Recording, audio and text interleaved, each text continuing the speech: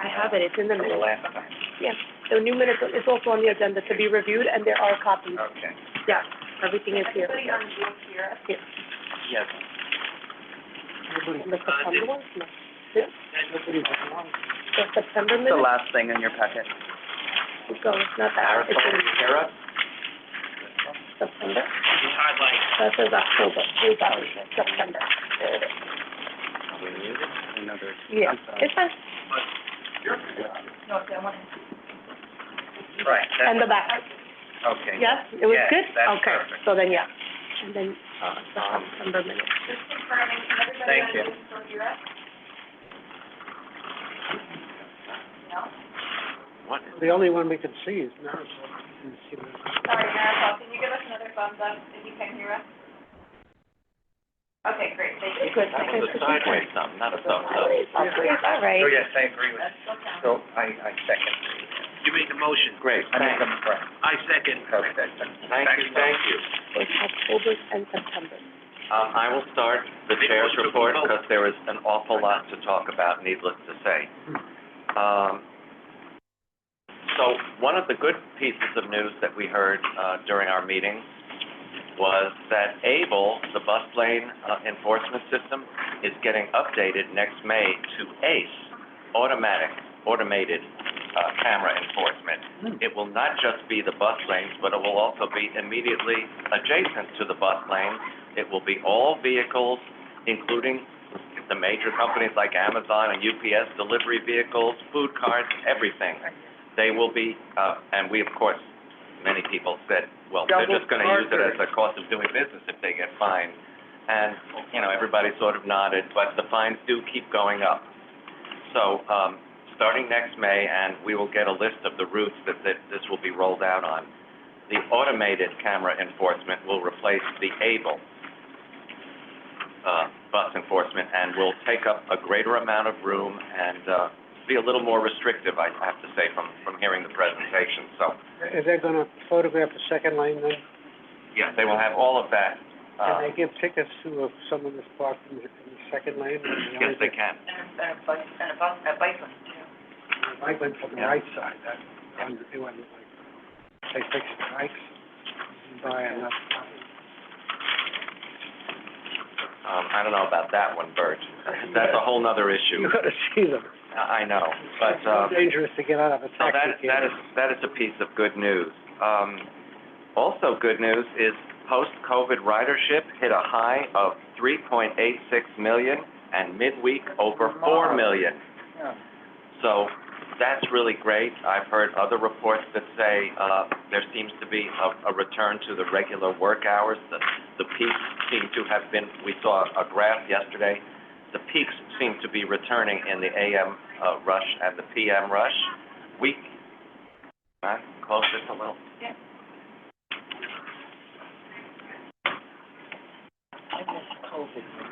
Weekends continue to be very high, and on commuter rail, they are extremely high.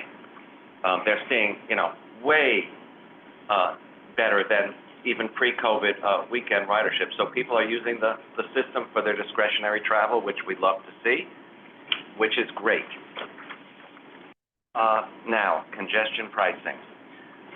Needless to say, everybody has heard a lot about what was released earlier this morning and in some cases last night, and Lisa is showcasing a publication there. It's really hot. That's really hot, because that shows that there is one TMRB member who is no longer a TMRB member. No, but I mean, are they going to be available? Yeah. What is that? Yeah, Lee. Would be great. It's online now. No, it's on my account. The design, that's the information.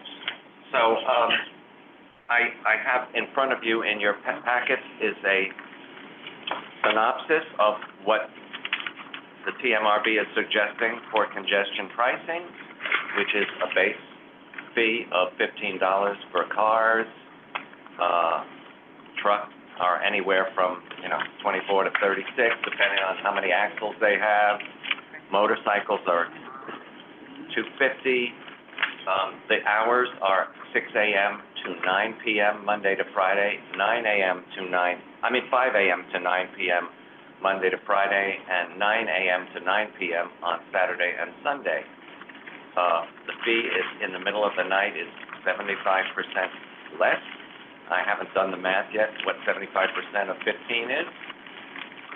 5? It's just a flat 5. No, it's $375. There you go. And, Apparently I didn't do that either. Andrew, the late night hours are from 9 p.m. to 5 a.m. on weekdays, Yep. and 9 p.m. to 6 a.m. on weekends. All right. Yep. Thank you. May I ask a question? Sure, Even do though it. it's not, I'm wearing my other hat, my government hat for the moment. Okay. Did the release, and not the synopsis, get into greater detail about what they mean by specialized government vehicles to the Yes. extent? Yes, Yes, they did. that was a question that we were answering. Do you want to give that one, since you were at the press conference today? Do you want to? Or I could, Yes, so, that was something that was looked at and deliberated, and the answer that we got to questions, to that question that was asked, was that it's like sanitation trucks, fire trucks, police vehicles, things that you can't just buy off a lot. Ambulance. okay. So cars, You know, that chauffeur these people around, don't, they have to pay? Yeah. Hey, hey. Yep. And, but like a van that's reconfigured or outfitted for transporting people or vehicles. It's government business that's been reconfigured, may be. Okay, I'll get with you offline. I don't know anything more than that, but Okay. that's, there's. How do they they're doing prove that. that they're on government business rather than just being driven somewhere? The vehicles have People official don't plates. tend to take fire trucks home. No, I'm talking No, sorry, I was I'm just talking thinking- about but I'm talking about the other, cars that they, Well, it's like sanitation trucks, fire trucks, police trucks. but not ambulances. cars, not for commissioners, to get No. commissioners to something. they're going to be No. charged. And one thing I did leave out, which has been Thank you. a point of contention, but we now know the answer to, there will be a $5 toll credit, if you use one of the 4 tunnels that accesses the, central business district. That was my other question, which all of that was released last night, and then my phone started ringing. But one of the questions is, why the tunnels from New Jersey, but not the George Washington Bridge? Because the George Washington Bridge doesn't feed directly into the central business district, whereas the Hugh Carey Tunnel, the Holland, and the Lincoln Tunnels do, And the Midtown. and the Queens Midtown, right? Oh, so it's only Those if that it's actually feed, into, okay. that's the answer to that one. Because that was not made clear, at least Marcia Kramer did this whole thing last night. I don't know why they gave it to Marcia Kramer. They didn't give it to Marcia Kramer. The only person they gave it to was the New York Times. Then how did Marcia Kramer? Everybody picked it up off of that. It was, Oh, okay. it was Because a. Marcia was making a whole thing about how she had an exclusive blah, blah, blah, She blah, may have blah. had an exclusive speaking with somebody, but it was leaked prematurely. It was not an anticipated story drop like. No, because the press conference was scheduled for today. Yeah, no, I know At 1 that. o'clock, actually. Yeah. Yeah. Things I change. know I'm in the minority here, but when this goes into effect, and it's not just me, my wife and I are going to Broadway shows, we're not going to Ranger games, we're not driving into the city to go to a show or a game. And on the off hours, like 6, 7 o'clock at night, mass transit, Staten Island trains, and the express bus Don't run. aren't reasonable. Are not reasonable? They're not reasonable. They're not feasible. Feasible. They And stop running. on the They weekend, stop running there's at always 3 a o'clock on GO, the weekend. and there's always a GO in Staten Island, and there's always a shuttle bus running. So a 25-minute train ride from my house to the ferry terminal with a shuttle bus now takes 55 minutes. I know they're doing a lot of work on the Staten Island Railway, so that's why there's these GOs. Oh, And I it's know- about I know time that, they did it, too. And to get an express bus on the weekend, No, I know. They don't do that, they run, they run once an hour, and you get there, Hourly, and the bus dispatcher's there, oh, this run is canceled. yeah. okay. And they don't run on Sundays by me. So you also need to, the other part is, it's not just crossing through the tunnel. It's also crossing over the plain of the FDR or the West Side Highway. The plane? Plain. There's a roadway. Don't do it, Andrew. Crossing the the perimeter of those two, circular roadways.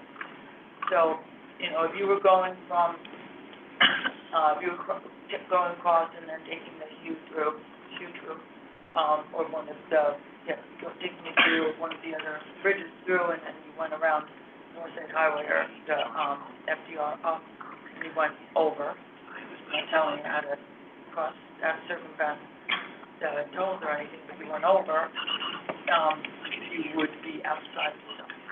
So where am I going to? My house. Yeah, you're gonna have dinner with Bert. What? Have dinner with Bert. Now, he knows that if you stayed on the FDR or the West Side Highway, Well, I can't park in the FDR. They get annoyed. no, you can't. No, but there are lots under there, and there are lots on the west side as well. But you're gonna pay for the lot. Yeah, but if you were driving in anyway, you would be, But I'm not gonna drive it anymore. I'm not gonna pay for a lot. I'm not gonna pay for the congestion price. My property tax just went up. This is just a tax, is the bottom line. it's a They can state. call it what they want. Yeah. When the government takes your money, it's a tax. Period. And I know it's a minority here, and also, But in this case, you know exactly where that money is going, which with regular taxes, you don't. it's not improved my problem in Staten Island. It is going to improve your lot on Staten Island, actually. My express buses aren't improved on the weekends. My 2 tracks of the train, That Can't is get any going better. to improve, yes, it how will. does it improve? They're going to do a lot of work on the Staten Island Railway. There's talk about, a new North Shore bus route, which we have pushed, and Jack included in his, what was it? Submitted public comment. Have you seen the right of way? I have not, but not recently. It's, some of it has fallen into the Gilman Gulf. Yeah. Some of it taken over by property owners, by businesses. Yeah. And additionally, your experienced police officer and firefighters are transferring out of Manhattan. Going to Staten Island, Queens, the Bronx. So you're losing decades of experience. Guys leaving Manhattan Because of the congestion prices. The expense of their. Why should I work at their issue expense of 7? their commute. Why, when I can work issue 333, 20 minutes from my house? So you never come to Manhattan? Well, firefighters and the cops, Yeah, they're gonna transfer out. okay, they won't, yeah. So you're losing experience. Oh, okay. Yeah, but folks, we should keep in mind that the Port Authority had their board meeting this past, Thursday, and yet again, their CFO, Libby McCarthy, It was Tuesday. Tuesday actually, they are going to again approve a fare and toll increase in general. So that's for tolls and pass and air trains? Not path, but air trains and tolls. The FDMJs can do that next year. So, Oh, sure. so in other words, We it do will, the it every will, other year. I think if, I'm sorry to interrupt you, Jason, but this is, Scott, your points are taken, and there's been, there will be another opportunity, there's gonna be a 2-month, public comment period after the board votes. And after the board votes, then there's a public hearing. So there won't be, then there'll be another, board vote, probably at the end of March. So there's a lot of opportunity for more comment, and I think, and for adjustment. One of the things that Carl White said today, was that, the mayor was like, this is the start of a conversation. The conversation has been happening for years. So, yes, there will be the opportunity for incremental change, and that's something that TA acknowledges, that's something that all of the members of the TMRB acknowledge. So if it becomes that kind of an issue, then I think that we'll be recognized. I got on the train this morning, no express trains because of falling leaves. Yeah, that's on Long Island Railroad Metro North. Yeah, but that only happens in the fall. Well, except when it's. September to December. Yeah. So it's likely that the MTA board will vote on December 6th, on the TMRB's recommendations, which will start the SAPA process, which can take months. And What will be process? SAPA. What's that? State public authorities, public outreach process. Yeah, and there'll be a lot of opportunity for public comment. The MTA has said they will hold several public hearings, which some of us will attend.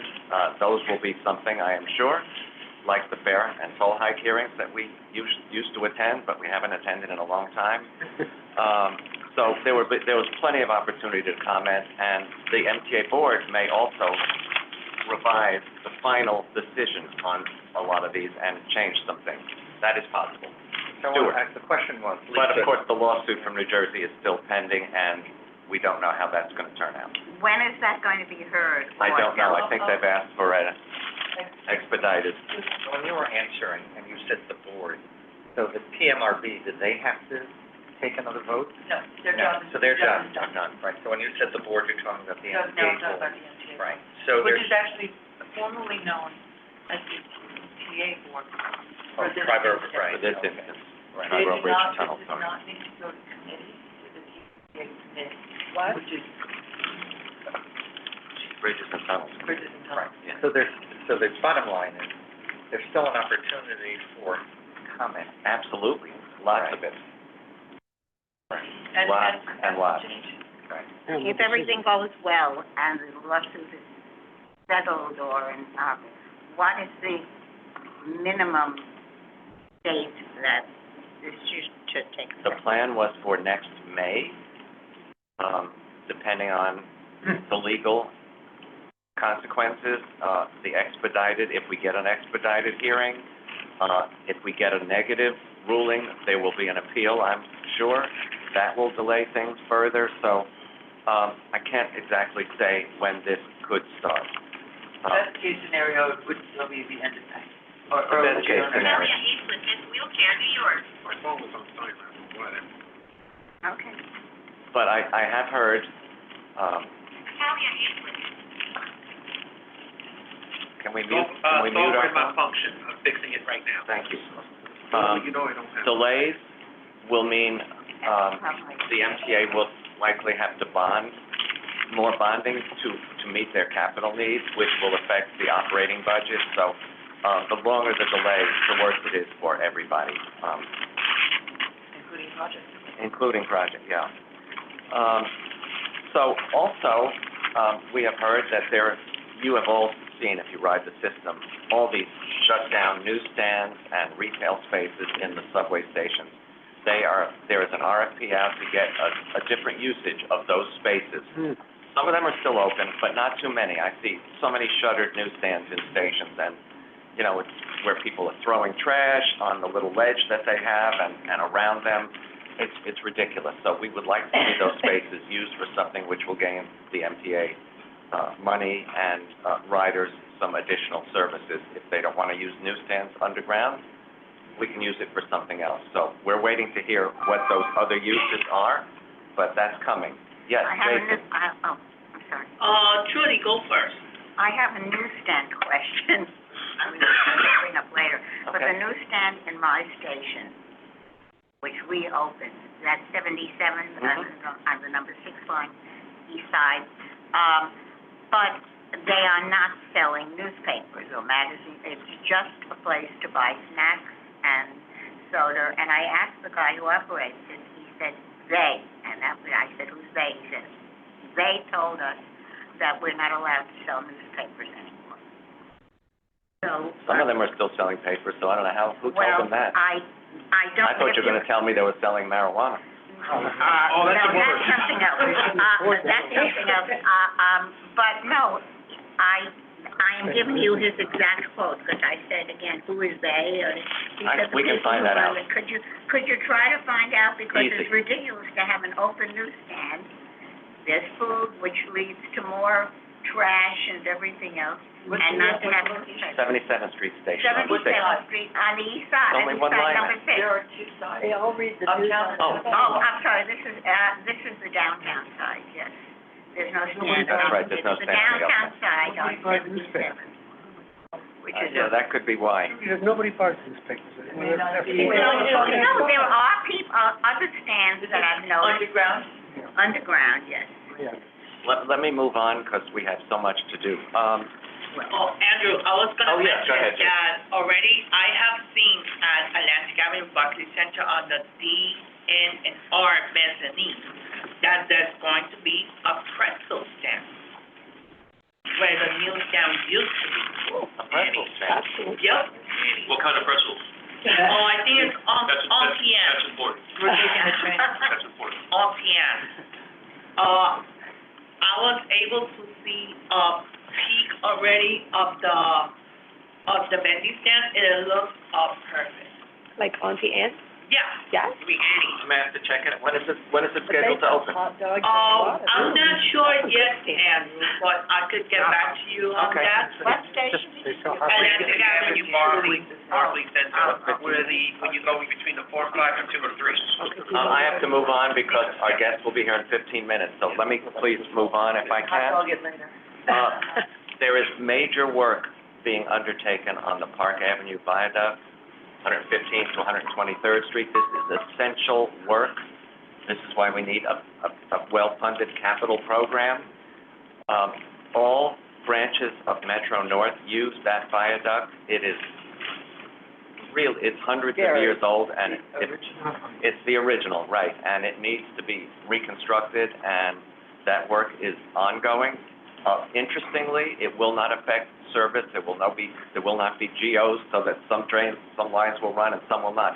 That will all continue, but the Park Avenue Viaduct must be rehabilitated and reconstructed in places, and that work is ongoing. So I wanted to make sure you all knew that. If you hear banging or things like that, that's what that's from. You just said 5 blocks. Are you doing it in pieces? There's sliding pieces out, putting them in. 115 to 123, 8 blocks. That's the entire viaduct Yeah. to the bridge. pretty much. From the south of the station.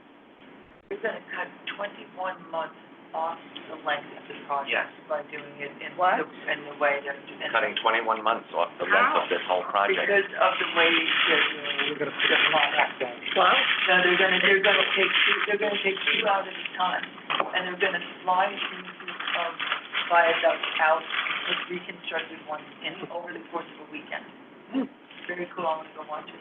Man, it's almost 2 years off. That's, Yeah, when we get the timeline of when it's gonna happen, we'll let you know. No, there's a whole host of capital projects that they're redoing the way they used to do things and cutting time off it, and I'll go into that when I get into the budget talk. But also, something I've been screaming about for a long time is finally here. It's not here big time, but if you ride the subways on weekends, you can finally see real-time subway maps on the electronic screen, which shows you not the weekday regular subway map, but what is running at that moment in time. For instance, as Lisa is well aware, since she's a number 7 line user, because of the accessibility improvements at the Queensboro Plaza station, there are some weekends, and January is going to be the big one, where the 7 line will only run between Main Street and 74th Street Broadway, Roosevelt, where you can get the, the EF, M, and R. Well, on a recent weekend, when they were doing that, that's what the map showed. The 7 line only going Main Street to 74th Street.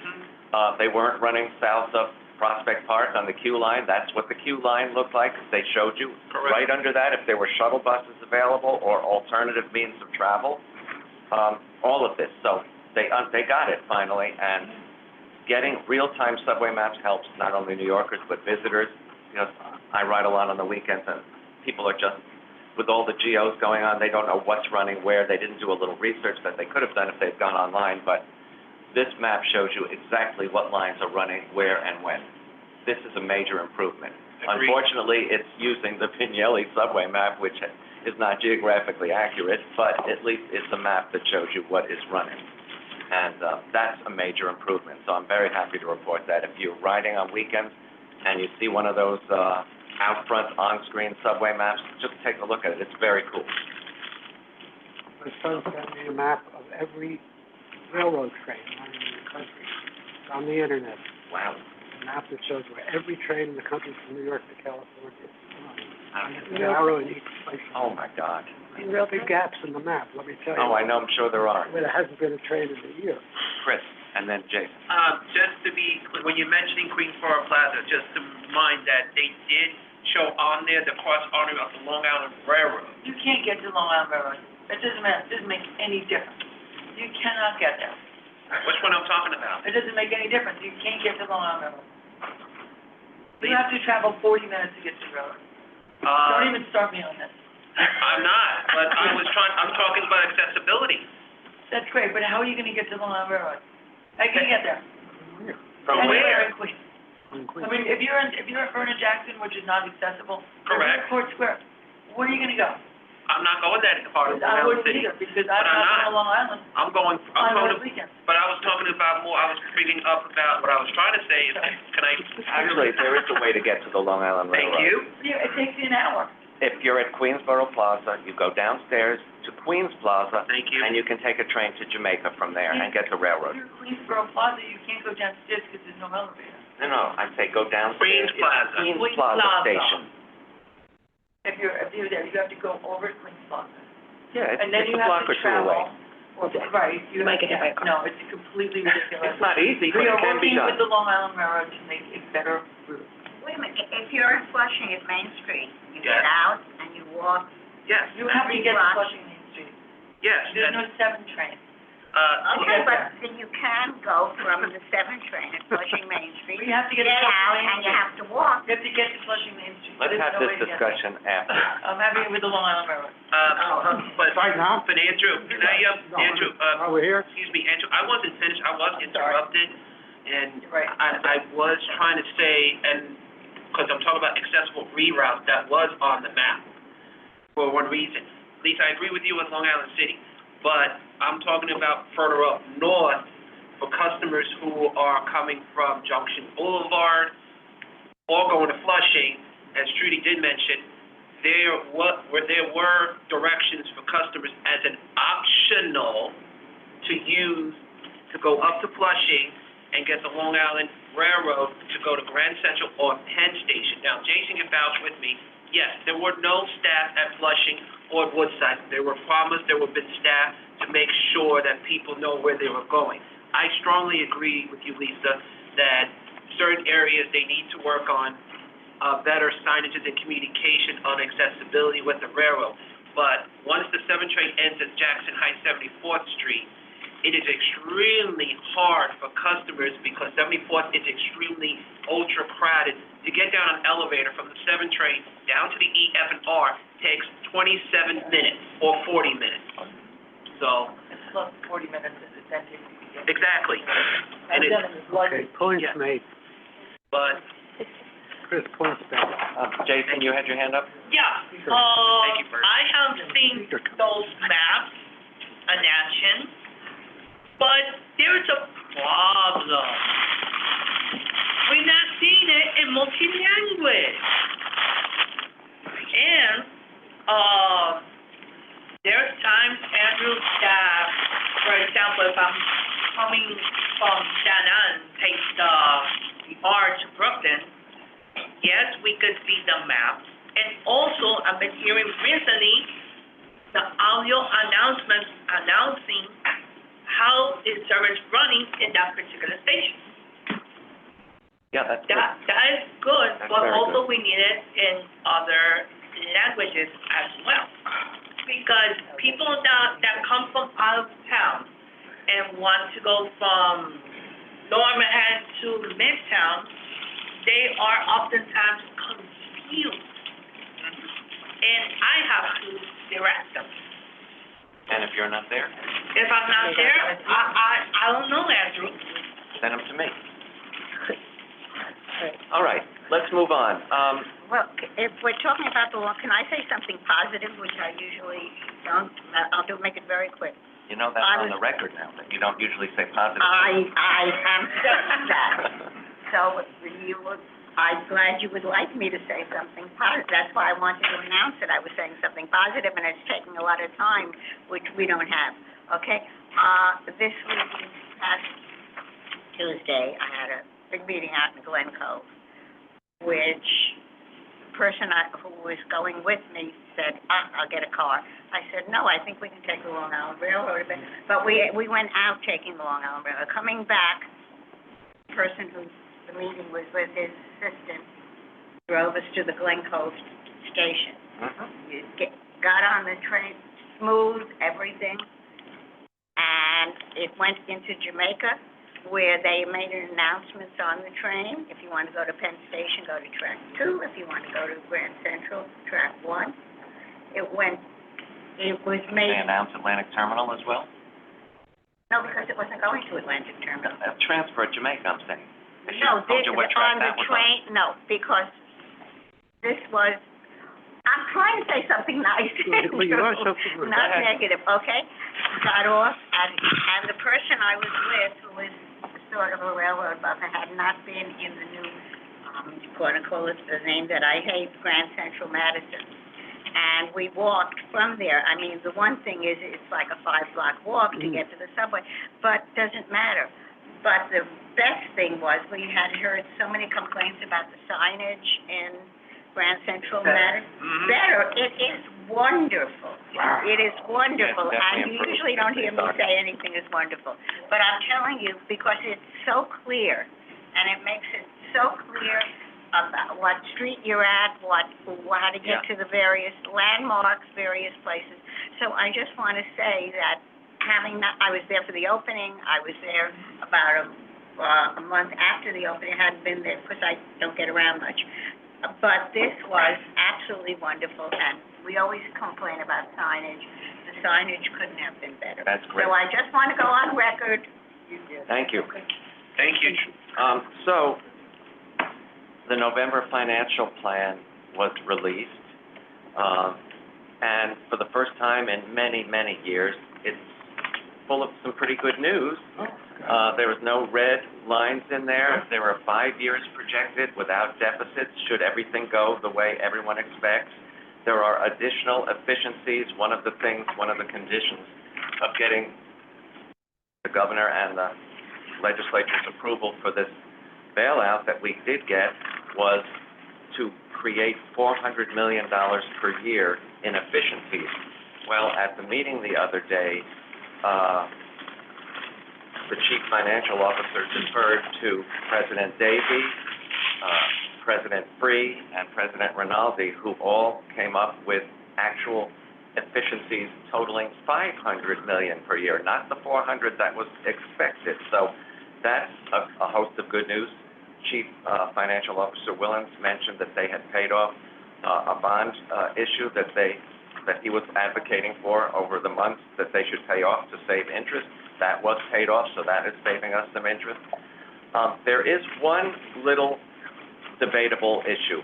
One of the things on these efficiencies is a less frequent inspection of certain facilities, and that was raised as a red flag. However, the president's responded that due to today's technology, we are notified when things are going wrong a lot earlier than we used to be, and they can be addressed earlier. So the fact that they might be inspected a little less frequently is not an issue. So there was that. But it's a host of pretty decent news. There will be the expected every other year 4% fare and toll increase. That is going on schedule, and next year is one of those years, obviously. Yes, Sue, they talked about revenue and whether there's been any change in, Yes, their evasion. there was a long talk, and I spoke to that too. Yeah. Ridership has rebounded. Paid ridership on most of the facilities has gone up, and they showed that with a graph. On the buses, it has clearly gone down. There is massive fare loss on the bus system. There is an increased fare loss on the subway system, but it's nowhere near as high as on the bus system. But as I told the group when I testified yesterday, I told Jano, I cannot take a ride without seeing multiple incidents of fare evasion. I cannot. I was told, and we saw a queue out in the hallway earlier, and on Monday, we learned that a new type of fare gate and turnstile will be installed at Sutphin Archer. I unfortunately have a workman coming to my home, so I can't be there, but this looks to be a very promising way of getting around the fare evasion. He's very excited about it. 2 people can't go through at once, similar to the thing we saw after the Blue Ribbon panel did their unveiling at Grand Central Terminal. We saw samples of new turnstiles and new fare gates. Some of us tried to go through 2 people, you can't do it. This is being installed at Suckman Archer, and we hope that it will be successful, and they will put out an RFP. Cubic is doing this, so that's the people who are making Omni and our turnstiles and past turnstiles. So we have some hope for this. Yes, Sharon? The slam gate. Yeah, that's, as Jano calls it, the superhighway to fare evasion. Yeah, Thank you. I have a question about that delay. Yes, there was, several months ago, one of the ways that we hoped they would deal with this was because so many people that don't need to exit through the slam gate, there was going to be installed a 30-second delay from the time you push the thing till the time it actually opened, which would dissuade people from going out that way, and they would go out through the turnstiles. That has not been installed yet. Don't know when that will be. They're getting back to me, quote, on that, but these new gates and turnstiles, and they're also, the other thing they were supposed to do was to extend the arms so you couldn't back out the turnstile. That's pretty frequent now, too. But the leaping over is pretty frequent, too. This is in January, they'll give a presentation on, that And progress on. what time frame are we talking about to have this installed on a good portion? of the entire system? It's years, Years. but it will pay for itself. You know, the last time we saw an estimate by the Inspector General's office was for 2022, with a loss of $798 million on fare evasion. I think that was a low estimate because they can't know how frequently it's really happening, but that's a lot of service that could be provided to people. We don't want to have that kind of service cut because people aren't paying. That's just not acceptable. Trudy? Yeah, we're talking about mechanical and new turnstiles and new things. What about the human problem? Not the people who are the fare evaders. If you recall, and now I think it's 3 months ago or whatever, that I called you about one specific incident in my station. Mm-hmm. I even got the number of it, and I hate to say this, but it was a transit police officer who was holding the gate open for a whole bunch of kids. Yeah. And when I actually, because it was a police officer, I figured I wouldn't get slammed or whatever. And he said, "Oh, they're kids, why don't you just mind your own business and let them also." Remember I called you about it right after? Remember I called you about it and you said you were gonna look into it, did you? I did. And, I reported it, and did you ever get a response? I did not. Can you please follow up? I will. Because this is not the Was only... this school hours that you saw this? you know something, I don't even remember. I'm asking because if the kids had the cards, I could see them. No, the kids did not have the cards. Okay. They did, whether it was school hour or anything else, they were just... They knew the cop, And he they didn't was bring out the letting, the cop knew who they were. I might have been, I don't... Yeah, I mean, we can look and see when I called you, because I got home... This is a big problem. Have you I got also home seen and people holding the slam gate open and then taking money for it? But this was a transit police. Yeah, that's just, Well, can I ask you to please follow up? I will follow up, because, Trudy, you did. Yeah. I will. But, and Sharon is absolutely right. People are constantly, so if they have new slam gates that are more efficient, somebody will hold those open also. I don't think you can. That's the beauty of these. Are you sure? I think they close automatically. You can't.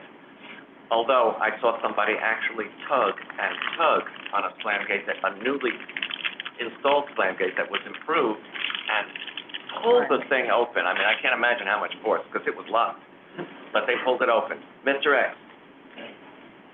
In the meantime, it's necessary for the LA Work Universal Services or Service Guards to lock the gates.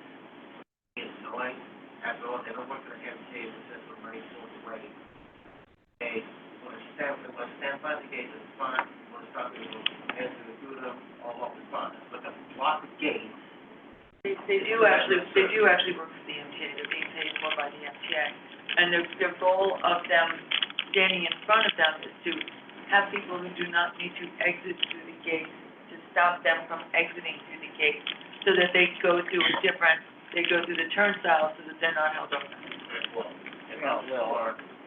my back sore, I was need to get into the gate, not to the turnstile. My leg, the force between my shoulders and knee was sore. Just supposed to move for people who need it. Yeah, they're absolutely Yeah, supposed to. okay. Are these people in vest he's talking about? I sort of, I'd like to lock the gate, I mean, you want to stop renovation, that's fine, but don't lock the gate. But these people jump over the turnstile when there's cops standing by the turnstile. They do, They still do. they do. And, That's because the cops see it and they don't they don't, yeah. They don't think it's No. a major incident It's that they a should shame. get involved in. But the chairman has made a point, at yesterday's meeting, about how fare evasion cannot be allowed to continue, that it is costing the MTA just too much money. And, How many times have we heard that before? well, I think he was really serious. Not to be, And it should partly be the public attitude, that if you see someone doing it, I always say, well, you shouldn't do, you know. It's the cool thing to do now, No, stick it to the man. you should not say that. I know you're that person, but I do. yeah, the only time that I have ever You can't said even that say to someone was when it was a police officer, I figured I wouldn't get. Let me just give my last piece of news, and then Okay. we can talk until our guest arrives. The last piece of news is that you've all heard about the horrors of subway surfing, how people have gotten killed. Well, we are now going to be having drones monitor over the elevated lines where this is usually happening. And have machine guns. And, Well, I know, shit. and monitor where that is happening, and then notify the police to meet those trains and stop this. I have asked repeatedly why we can't install sensors on the tops, so immediately when somebody climbs up, the engineer or the conductor would be Stop the notified and train? stop the train. But that has not happened, and Demetrius tells me they will look into it, but it has not happened as of yet. So that is my report, and many of us have, especially Stuart, who will be back momentarily, hopefully, have reported on conditions at stations, so that we are very, very pleased to have Carl Labasi with us today. And Carl will be addressing, thank you, conditions. I just think, Oh, yeah. but before I'm gonna, this is what we call a long lead before Stuart comes back. On the subway surfing. Yeah. They also said that there's been no deaths since June. That's or true, major incidents. which is a longish period of And time. that, of course, is, saying that is just jinxing the whole thing, but that, And it's no comfort to the parents and family of those who did lose their lives. but that perhaps, working with the social media, Some arrests, though, haven't there? And they're doing things in school to, right, and the social media and some of the additional, public announcements and things like that, but that there is not, any real, outcome for the people they catch, especially the minors. And that was lamented, there's not, a harsher penalty or fine for, but they did make the point that the drones would only be over outdoor subways, not indoor subways. Can you imagine they had to actually say that? I know. It'll be Oh, come on. pretty much on elevated night, not on the ground. Who said that? Okay. Somebody did, I don't wanna name them, but And somebody. somebody on the board? My lead time is over, and, Staff. Stuart is back, Staff? and, Stuart is back, and Carl Labasi will be addressing station issues, which I know are big on Stuart's agenda, so Look at thank you Stuart. for coming, Carl. Thank you for having me. For those of you who don't know me, my name's Carl Labasti. I am an assistant chief with the Division of Stations and have worked at various MTA entities for about 18 years. Just do a brief presentation, and then any questions that you have, I'll do my best to answer those for you. Just starting out, this is a picture that one of our folks in Refuse took, and I love this picture. It's great. It's, I think uptown in the Bronx it was taken on one of the catwalks, and it really just shows the, some of the functions that said stations, cleaning, customer service, simple stuff, but you really get an idea of the magnitude of what we do every day and just the size of stations and our ridership. Carl, is that one day's collection? No, that's less than one day's collection. Less than one. Yeah, that's less than, that's one refuse site up in the north. Yeah, no, we also have trucks as well. So really, yeah, just want to speak, update about cleaning. So, summer 2023 pick, we've received additional resources, I think as I alluded to at the last meeting 6 months ago or so. A little less than 300 station cleaners. The majority of those jobs have been concentrated in one of a few areas. We have taken our HTC jobs, those are the scrubber machines, affectionately known as the Zambonis up top. And we have really, those jobs before, they would come in, they would do some touch-up work, some detail cleaning. With the additional resources, all they do right now is scrubber machine work on the tile floors. So it's giving priority to that work to try and improve our stations with tile floors. We have reduced the number of stations with a span of control so that, you know, on the pick where, you know, on example, we would have the station cleaner that might have 3 or 4 stations on their job, that's come down closer to a number that's 2. So providing more cleaning time in our stations. And then lastly, we've created, we're organized by district. So we have 4 districts within the 4 boroughs, and we have organized district hit teams, which are locally controlled by the DCSM, the District Customer Service Manager, and scheduled. Those teams, generally high-intensity tactical teams, they clean the overheads, the conduits, some cleaning on the light fixtures. They're also working on, you know, some of the tough areas, ADA tactile, but really serving as deep cleaning forces within our stations. Within 2023, we procured about 80 new scrubber machines. We're trying to narrow down the number of machines that we have as much as possible to improve our maintenance performance and to increase familiarity with a certain number of machines and increase the reliability of those machines. There's a focus on tracking those machines to improve the availability and the cleaning time on our stations.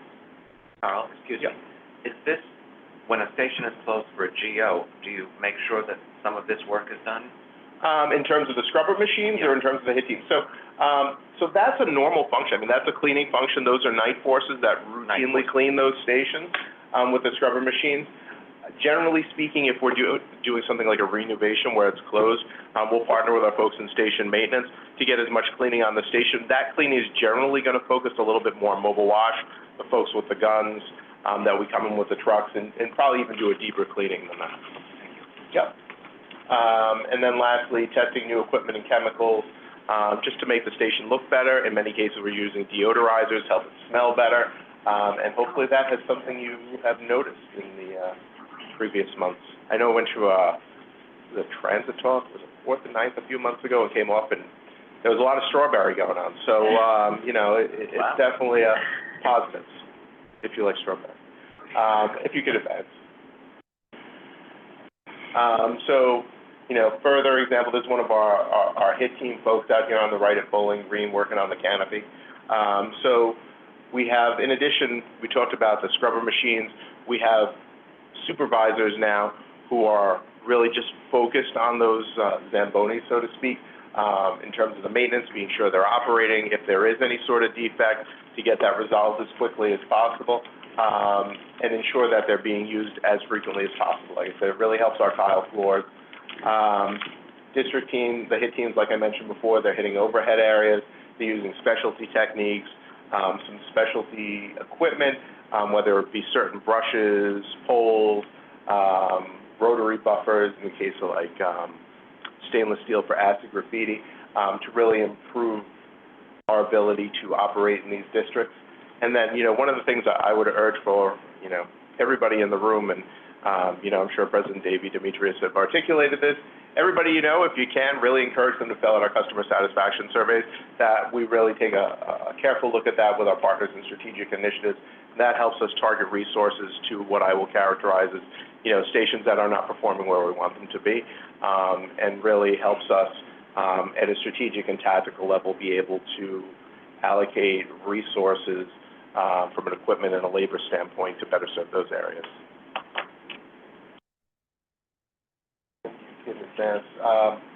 So in terms of, you know, on the customer service front, as everybody knows, I think we started this year with our customer service centers. We've opened 14 year to date. Our customer service training is ongoing, what we'll call our CSC training, and we're training, like I said, the magnitude of what we're doing with our station agents. They all get 5-day classes that focus on customer service, de-escalation techniques. It is paramount to us, myself, the executive team, that those folks are as safe as they can possibly be. My staff within quality assurance ops support distributed roughly well over 2,000 iPhones to all our station agents within 3 weeks, so that they have the best tools possible to be able to communicate in case of an emergency, to use them to provide customer service as needed. One thing, my boss, Vice President Sheila Hudson, and, terrific public servant, probably, hands down, the best I have ever worked with. She's really focused on training, employee engagement, workforce engagement. On the bottom, you'll see the new CVM, the configurable vending machine. That's our CVM training right there, I believe at 14th Street, where the agents come in and they become familiarized with the machine so that they can really try to move the needle, so to speak, on Omni adoption and be able to best answer our customers' questions on the Omni machines. Yeah, that's just CVM, I believe, yeah. So this, if you'll click down on the bottom, I just really want to share, this is something we partnered with. You should see, if you click down there, you're going to see an arrow come up, hopefully, right up a little bit, and that's our, it should work. There, hit a space bar. There's a way that, within there's a video embedded in there. That's out on the digital signage.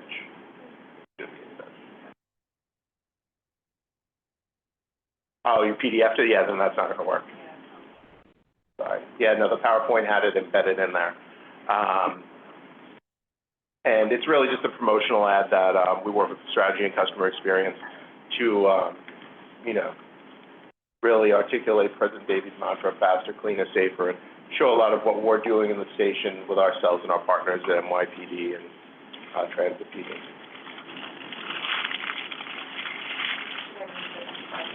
Yeah, you can come back. I mean, you can be shared at a later date. I mean, some of you probably have seen it on the digital assets already. Yes. Yeah, it's a trifold ad.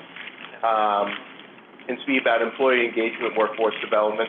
One of the things actually, leaving my office, one of my colleagues was running a roundtable with a group of about 20 to 30 station agents. Really good way for us to get feedback. And we hold recurring focus groups, roundtables with both station agents and cleaners, on a monthly, if not more than a monthly basis. We've really focused on employee training, whether that be for CSC, customer service training, CVM training.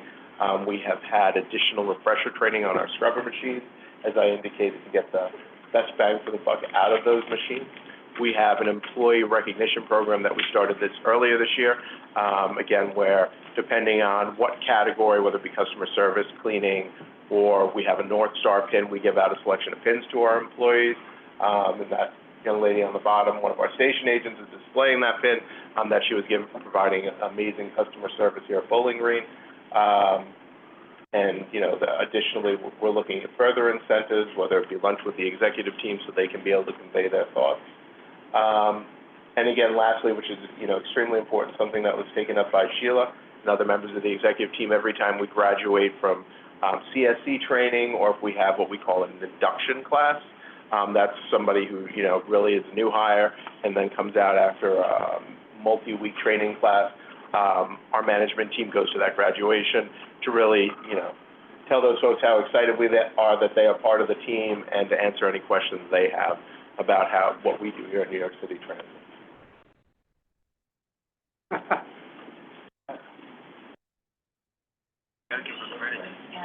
Okay. Yep, there's a little, there you're right on the bottom left, that little play arrow. Hopefully. Oh, there you go. Okay. It's running a little slow, but you get the gist of it. No, there's no volume on it. It's just a visual ad, but it, really speaks to terminal car cleaning, safety, and what we're trying to do to do our part, as we say, and then, at the bottom, please throw your trash in the solar can. Yep. Yes, definitely would help us out. So that really, kind of concludes my presentation, but any questions that folks have? Yeah? Sure. Thank you so much for updating us. So, as I mentioned when I came back in the room, I've raised these issues since your last visit. Okay. Because I've seen a mixed bag. But just to get at some points that you talked about today and the setup with the districts. Okay, yeah.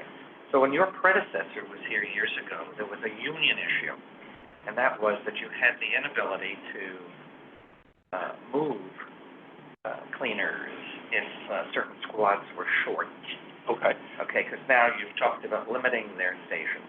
So has that So I don't know in changed? terms of, you know, You're targeting a certain station for Yeah, a particular so, I mean- night, and the crew that you expected didn't report.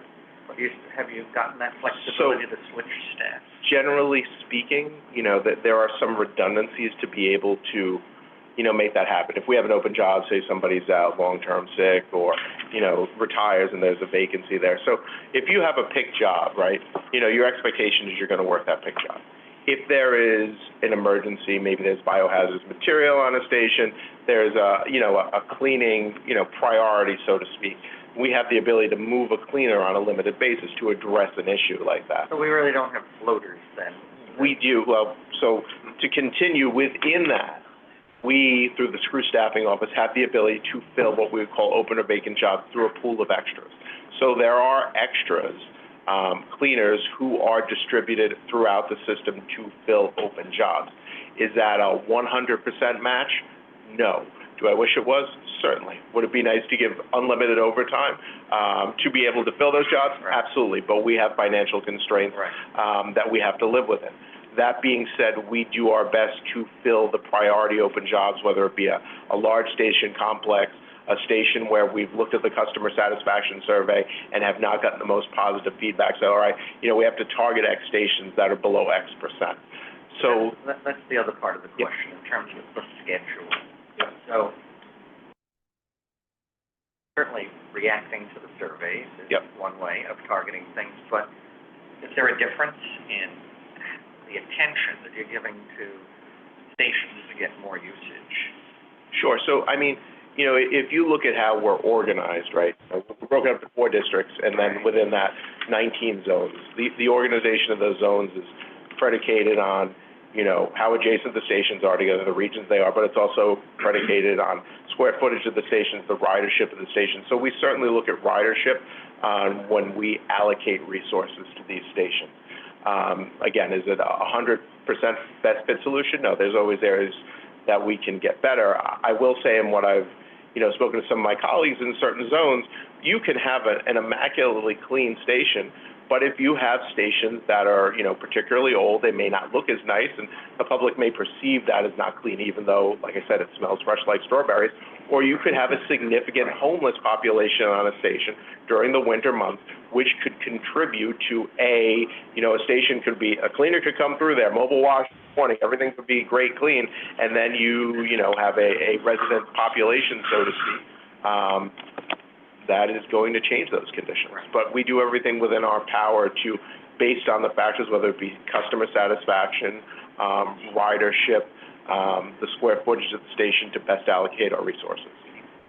And I'll stop at this, but just so, for example, because I work in Lower Manhattan. Yep. So, you know, we've seen differences in the way Fulton Street is cleaned at different ends.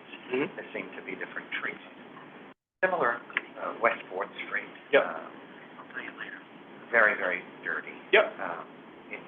Doesn't look like it's been scrubbed in a while. What was the last time at West 4th? I was there last week. Okay. I was there today. And I was at both entrances. Yep. 7th, 8th Street entrance and which is 3rd Street, and the 3rd, 4th Street entrance. So, and specifically to West 4th Street, it is, in terms of just general square footage, one of the largest stations in the system. It's a monster station. We have allocated, a significant amount of resources there. Are we satisfied with how it is? No. But we are allocating, what we can to try and improve that, station particularly. And I can tell you, over the past year, I don't have pictures of how it looked 2 or 3 years ago, but I think that we have made improvements. Better, right. Yeah, we've cleaned overheads there, we've cleaned the conduit. If you look up, I don't know if that station has LED lighting. I know that that's a focus of, our sister division, station maintenance, to try and bring LED lighting into many of these stations, which certainly helps.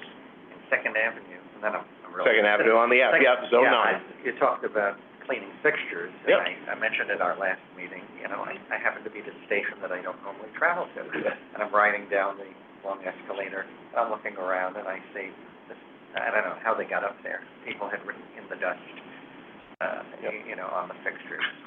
So, It was on Second Avenue, I think. Second Avenue. Yeah, but I don't remember, was I at 70, yeah, it was 70-something, right? Yeah, so I will say, and again, our hit teams really started in August. Right. You know, by and large, throughout the system, it takes many days. Is that what you really call them? The hit teams, yeah, high-intensity tactical hit teams. But they're the specialty detail cleaning teams that hit overhead, they hit, you know, detail clean. They're going to clean all the dust off the top of the light fixtures. They're going to clean the overhead conduit to really get all that grime, you know, what I'll affectionately refer to as the dust elephants down. And, you know, they're charged with that. Again, this has really been, we're in month 3 of this. It's a learning process. Those jobs go for pick again in January. But we've resume positioned those supervisors, so really trying to get good supervisors in there. And again, you know, it's a labor of love. To have a hit team go into a large station like West 4th, they're going to be there for weeks. So, you know, we're moving through the system, and my hope is that as we go through 2024, you're going to see the impact of that group. And they'll kill me if I ask one last question. So do you No. have vacancies? The hit team gets. The hit team will get.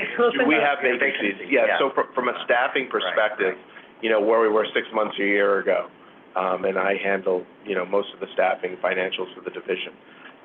We were, you know, in not such the best way with our hourly employees. I'm happy to report to you that, you know, as of this month, in terms of station agents and station cleaners, we are pretty much within 1% or less of budget. So we're pretty much right at budget for hourly employees. Great. Station supervisors, not where we want to be yet. We're hiring, you know, there's a new test out, so we're going to hope to promote off that new test as it gets certified. And then it has been more of a challenge, in which I think is, you know, seen in the labor market throughout, you know, government and private sector, jobs for both what I'll classify as our managers and PTE, professional technical engineering positions. Those jobs have been challenging to fill. But in terms of hourly employees, you know, the 4,300 hourly employees we have, we're at budget. Thank you. Yep. Can I follow up on Andrew, I'm bursting a bit because of the discussion of the stations, the 3 stations. He was only talking about 72nd Street, but I live, I'm sort of known as the Second Avenue subway person because I live very close, and I've been doing this for so many years. And people started calling me, and frankly, I don't look like Stuart does, you know, where there's dust or where there's, you know, it's going, the only thing that I have asked before about opening the never opened newsstands in the three stations, and those are used for garbage receptacles, for everything, even graffiti on the new, you know, which is very disturbing.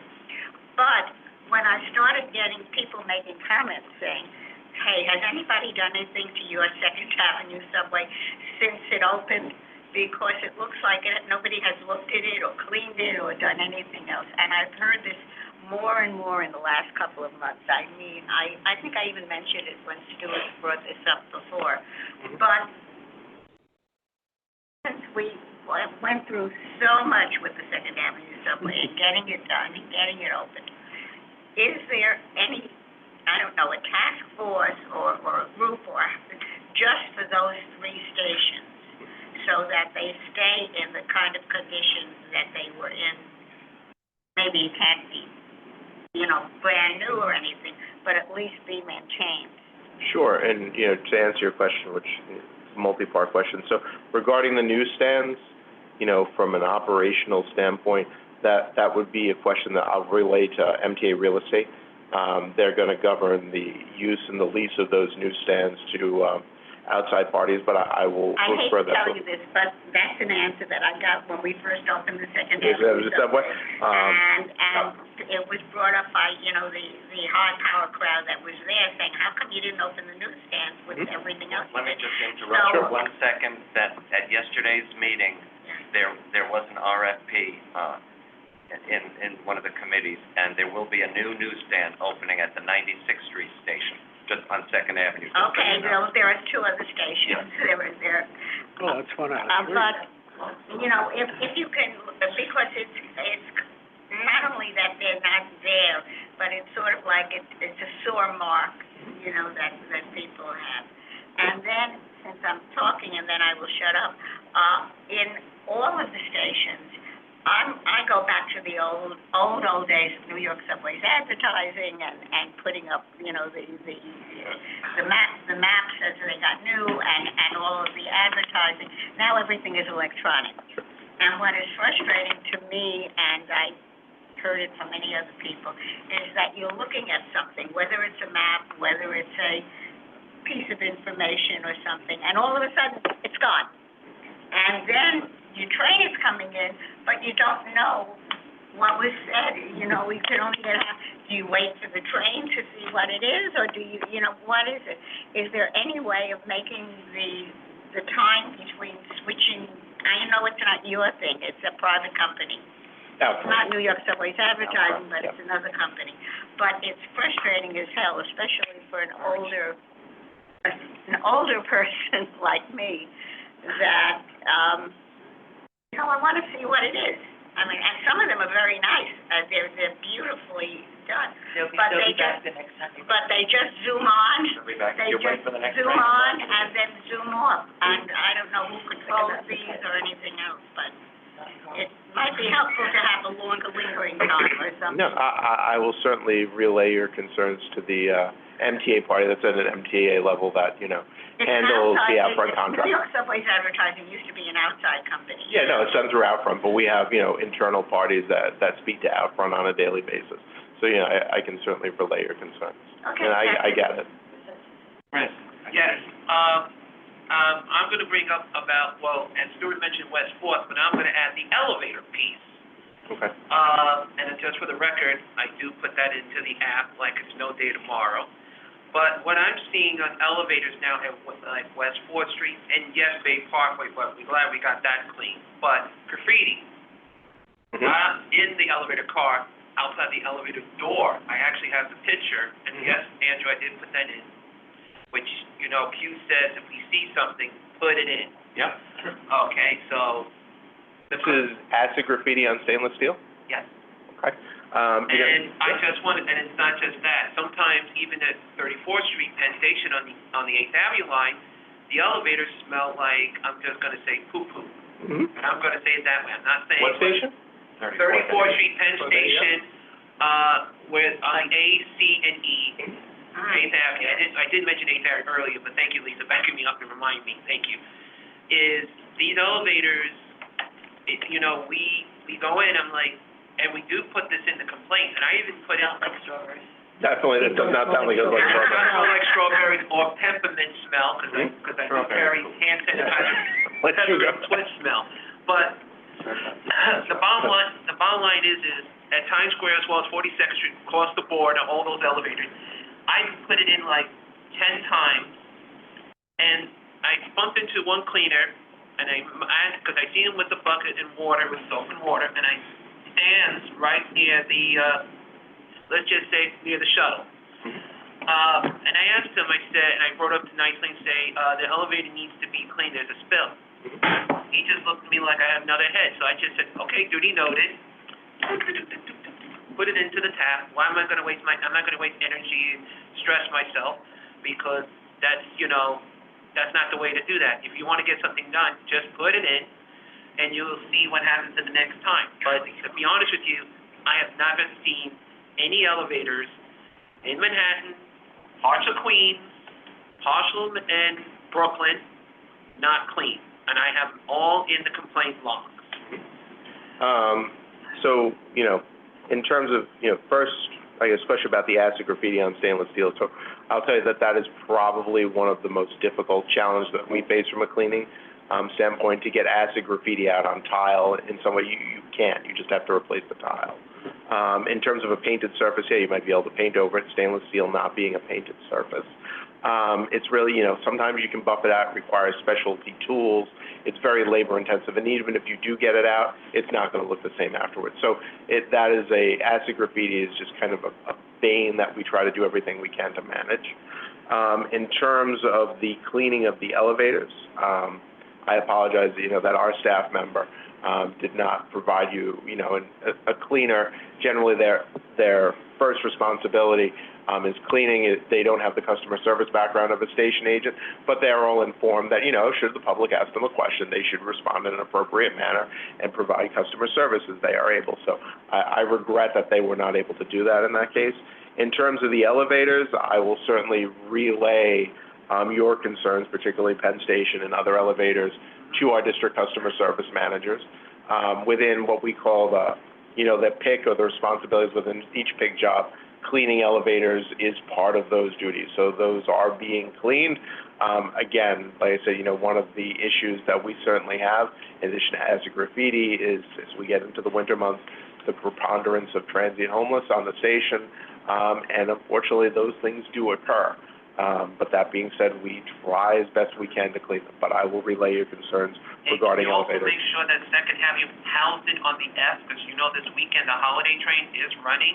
Second Avenue on the F? Yes, on the Uptown platform, because, and if you give me, ladies and gentlemen, I'm gonna say this, but the homeless there does things very inappropriate. I don't doubt it. And NYPD are there, but it would be nice to see the platforms look a little more decent, so kids do not have to see something very inappropriate. Thank you. Chris, I hear you. I agree with your Let concerns. me ask you a question that Stuart has brought up repeatedly, and I don't know that we have an answer. Stuart has raised concerns about the cleaning schedule at Fulton Street. Now, because there are so many parts, the 4-5, the AC, the 2-3, the JZ, to that, plus the connecting passageway. Is it reasonable to expect that they will all get cleaned on a similar schedule, or that some parts of that large complex will get cleaned more frequently than others? I would have to look, and not having for me, I can certainly look and get back to you, what the PIC looks like and the cleaning resources for each station. Now, again, depending on ridership and we're square talking footage. about a massive square footage No, right now. absolutely. But what I'm saying, so that's a station complex, right? And that station complex is made up of 3 distinct stations. You know, if you will look at the ridership varies between those 3 areas, and the square footage varies. So it is certainly possible that one station with that complex may have more cleaning resources than the other complex. But I'll find out what that is, I'll get back to you. Yep. Thank you. Andrew? Sure. No, you were telling me I about was gonna say, Andrew's question. I was just gonna say, thank you for asking that. And I do notice, you know, whatever the answer is, I do notice a difference at different ends of the Sure. station. Different ends, exactly. That's you why I said asked. some, and they do have different levels of usage at Sure. different ends. Yeah, for sure. Then I had a follow-up, but I'll go after Lisa, right? You had mentioned the transient homeless, and my question was actually about, what is the relationship that the station, people at all different levels have with, managing? Sure. Because that's. Yeah, no, it's one of our largest challenges, and UC actually have had the, privilege to speak with other transit agencies. You may know, we've had SEPTA through here, WMATA has come through here, and, as bad as some of the issues that we face are, it's really unpleasant to hear how bad it is some other transit agencies. That being said, we do everything to really, provide the best customer environment for our ridership. So we partner with, Homeless Outreach. We provide, PRC, to know our GSMs, our superintendents, our supervisors, and really a constant stream of communication from what we're seeing. In terms of our process, so to speak, if our station agents, our cleaners, our staff, find homeless on the station that are violating the code of conduct, whether that being in camps or, providing or positioning themselves in a way that they're obstructing riders, we're instructed to immediately notify the EBCS, that's the Emergency Booth Communication System, which is, sent to 6-wire and then goes straight to NYPD. Only if they're obstructing riders, not If if they set up viola- a home, for instance? And camp. I'm sorry, what is that alphabet that you just used? EBCS, the Emergency They Blue could be- Communication. they could- Yeah, in camp, that would be a violation of the code of conduct. Exactly, Yeah. because they could be at the far end of a platform, Sure. which I am reported to inspect. Absolutely, yeah. Yeah. If they're obstructing or in camp. If you have transient homeless that are walking through the station, not bothering anybody, and, but, you know, it is what it is. But if they are violating the code of conduct, then the operational command center, the OCC, will be notified, in which case, you know, the police will be notified. Yeah, the EBCS, that's how the booths, speak to the command center, or one of the ways. And now, you know, an additional layer to that is if the station agent is out of the booth, they now have an iPhone. So if they see that, they could also reach out to the OCC in that way. Do all our iPhones work within the station? Yeah. They Cell all service. work on the train. Yeah, it depends where you're on the tunnel, but yes, correct. Mr. Hudson. I know, but Stuart had a follow-up. Very quick follow. So, we talked about stations, but they're components of stations. Sure. So, is it the station agent's responsibility to clean the turnstiles and the machine faces? So in terms of that, so the station agents will do what we call fingertip cleaning on, you know, parts of the AFC equipment, that's correct, yeah. So, Fingertip, that's, yeah. right, but the question really goes back to frequency. So, Yep. I can, you know, I don't know her name, but I can commend the station agent at Avenue X on the S line. She's out there. Good to know. What tour? I would say at between 7 and 7:30 in the morning. Okay, AM tour. She's there with regularity, it's spotless. But the Yep. other day, I was at 42nd Street on the ACE and Yep. needed to purchase a collectible Metro card at one of the machines. Kiss?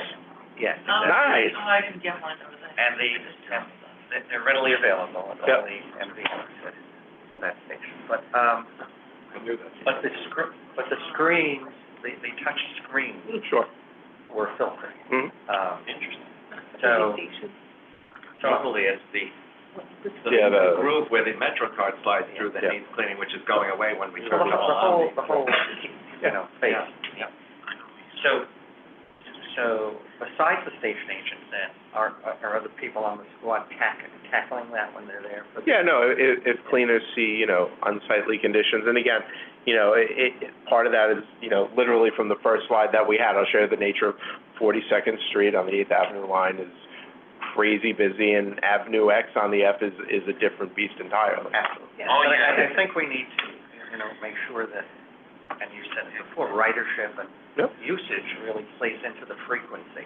And I haven't used the subway bathroom in years, but, who would be responsible for cleaning bathrooms? Division of Station Ops, yeah, so that's on. Is it someone embedded at the station, or it would be at times when you're having a squad targeting the station? So no, there's regular cleaning of the public bathrooms, that's part of the pick, you know, a pick job will be if you're on a station with a public bathroom, that, you know, they would clean the bathroom. Because others may have a perspective on that. Yeah, no, that would be a routine pick job. So within, you know, as we characterize our workforce within cleaning, what we would call routine cleaning, and that's, you know, station agents who are gonna go on a station, they'll pull bags, they'll scrap, they'll sweep, they'll disinfect, and they will also include cleaning public bathrooms. All the public bathrooms are closed 1 hour a day? Yeah, I think noon to 1 p.m. for, yep, yes. Public bathrooms, yes, so to clean them and keep them in the best shape that we can for our ridership. Mr. X? Okay, the other bathroom is up 24/7, not between 7 and 10 only, which is ridiculous. I find that very insulting. And I asked this question, after 7 p.m., what are you supposed to do? Are you supposed to dance like a project? Are you supposed to swim like an octopus? Or are you supposed to break it down and give it a suck like a Generation X? You tell me. Regarding the elevators, okay, people use them as bathrooms, they need to be cleaned immediately. The powers that be need to clean immediately, that whatever talent get around to it. And also, someone just test them regularly, so no one gets stuck in them. Okay, under the current MTA inspector, I was stuck in the elevator. They predecessor, I was stuck in the elevator twice. Day one, I went ahead and one of his teammates cursed him out. I don't play that. Okay, if the elevators are working, you need to tell me before time. Not put me in a position where I get stuck in it. Day before every night. I don't play that. In terms of the, the public bathrooms, I'll say in speaking with the executive team, again, safety is our paramount concern, and we do not want riders put in a position where they could be, frankly, in unsafe conditions. So, that's in terms of the reason why the decision was from 7A to 7B. And again, that is, from a staffing perspective, what we're able to clean and provide, the best possible bathrooms to our, to the public. That there have been conditions observed, again, as we alluded to previously, there's a homeless population on a lot of these stations, and, they have used them as for many nefarious activities for which they are not intended, some of which are, simple like doing their laundry. But, that's not going to be, really helpful to the public's use of them or living in them. And with regards to the elevators, again, our staff does their best to clean those elevators. Would I love to have more cleaning staff to clean them? Absolutely. But, I will, as you indicated, relay your concerns to our operational management team. I want to ask, did Marisol or Ms. Wiltshire or Jasmine, do you have any questions on our Zoom? No, I think, hi, this is Marisol. I think a lot of the issues were already covered, and I appreciate the responses, and I look forward to, a resolution to all of the elevator. And I know that the homeless population is a big piece of it, so we'll just have to work on that a little better. Marisol, I thought you'd say, I look forward to using one of those bathrooms soon. Andrew, behave yourself. Yes, Andrew, behave yourself. This is New Year's resolution, Jack. until the earlier, and Jasmine has a question, yes, Okay. I don't have I'm sorry, I don't have a question. I really came on just to thank Andrew and Lisa and Chris, because we finally got our elevator at 7th Avenue, 9th Street and Park Slope, and we're thrilled. And I've been coming to your meetings since about 2014. So I just want to say thank you. And Chris, what is the link for when you do have complaints about the subway or the bus? Customer feedback. Pardon? We'll put it in the chat, we'll put it in the chat for you. Oh, okay, thank you. So thank you, everybody. I'm thrilled. Bye. That's great news, Jasmine. Jack? So a few weeks ago, I used the bathroom at the Times Square station. There, I noticed. Should I brace myself? Not my, not my first choice, not expecting it to be the Ritz, but, I was a little bit, there's just no soap in the Oh, bathroom. that's a big concern, yep. That's a minor. And it was kind of particularly disappointing because there was I'm not sure if this would necessarily be a member of your staff, but there was an agent outside who you kind of have to talk to have them unlock the door so you can get in. So I was just wondering if there's any way that the, people who are monitoring the bathrooms can just have them check in every once in a while if there needs to be soap.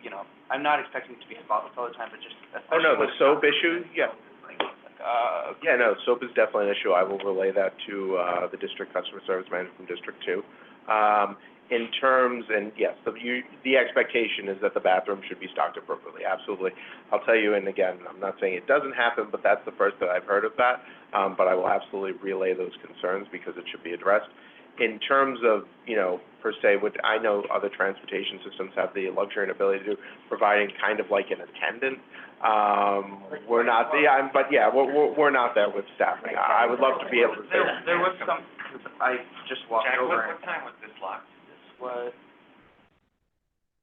Stations, you do need to get the key from the station customer agent. agent. Yes, you do. Yeah. It would have been They're not after supposed work. to- It was about probably. And is there signage to alert you to that? There's a sign on the door that says, for the key, get from the station. Yeah, I think I had my AirPods. I walked up to the door and started. It said it was open, and then the For the key to attendant the restaurant, kindly you have to informed get me. it He was from the like, "Oh, you station just need to agent." check with me," and then. So there was someone there Are you managing. gonna bring your own soap for that? No, he's not. But, yeah, I mean, the expectation is that there should be soap there, in terms of that, and that the bathroom should be open to the public, I said between 7 A and 7 P. But there's nothing like an eighties transit bathroom. Thank you. No. Yeah, it was open, it just, you have to check the guy. Point of I have a point of information about that bathroom in Times Square. That bathroom has a guard, and it does Yeah. have that special lock system. The guard has to, press that button, because a lot of the accessible customers do go to that bathroom, as well as my mother, who uses the accessible one, and the late Edith Prentice used that, and they had always let her use the accessible one. They have a special lock. Yeah, Unless you're yeah. a staff person, then you go to the VIP bathroom. Okay. Yeah. I'd love to know about that. I knew that because the accessible one is actually, they do get cleaned, but you do need to let them know, Yeah. for the record. And my only point is just, if there is someone there monitoring the door, it should be pretty easy to check if there's. Yeah, I mean, generally speaking, you know, we don't staff bathrooms with an attendant. However, the agent is required to, once they've received their CSC training, to walk the station twice, in which case that would be part of, you know, their observation if they saw anything. Toilet paper, all of it. If the station agent finds that there's any unsafe activities, they'll go to EBCS. And the cleaner, when they clean there, should be checking and restocking everything. I think Sharon, do you have your hand up? in Chile last week, you had to spend 75 cents to go to the bathroom. But that was fine. What, do we ever consider having a charge for these? Oh. I mean, people don't wanna pay their fare, you think you're gonna Only pay if to you're use the bathroom. Chilean. There was a lawsuit about that several years A ago. long time ago, they used to have the nickel bathroom. No, I'm serious. Somebody wrote a science fiction story about it when they were digging. I think there was a lawsuit, But it used to cost a nickel, and you had to put the I nickel in the remember slot. that for some reason. Someone else had a hand. Jason, you had your hand up. Yeah. Hey, Carl, thank you for being with us today. I have two issues and about the bathroom. Okay? The one at 42nd Street, Bryant Park, Yep. never had either toilet paper Okay, it's the second time I'm hearing about this. and soap. Soap and toilet paper, yep. And also at Jamaica Center is the same thing. Yeah, Soap and toilet paper? yeah, and. This will literally be the first thing I do when I go back to my office. Yeah, when we go to the one Personally, in right? Bryant Park, No, tell somebody to get on that. Tell somebody to do what they're supposed to be doing. I don't know why, Carl, but every time down in there, Yeah. the one in the background, Bryant Park, I sweat a lot. I don't know if it's because of the heat that is on, or I don't know what it is. At least it's not cold. Right, it's better than Yeah. freezing. End up being free. Yeah, it depends on what month you're in there. I will, I was there, the last time I was in there, it was like 2 weeks ago. mhm. But I would love to see them, clean more often. Understood. Thank you, Jason. Thanks, Carl. Carl, thank you. Thank you very much. So much. Thank you, everybody. Thank Have a great day. I appreciate it. you. All right. Be well, everybody. Well, Thank you. Have a great day. Thank you. so much. Thank you for coming. Thanks. And Lisa, just letting you know, Miss Wheelchair can't talk, she has laryngitis, and she's clapping. Thank you. Stuart, I wanted to, Lisa, keep a class. I wanted to say thank you for having this speaker. I think he's genuinely committed to. Yeah, I think he answered a lot of questions that everyone had. How long has he been in this job? He said 18 years he's been with. No, he said 18 years he's Not in been this with, particular. but in this, I don't think he's. I don't know, he's been no, here because he before. seems really dedicated, that He's he grown is. into it, I think he's. Mhm.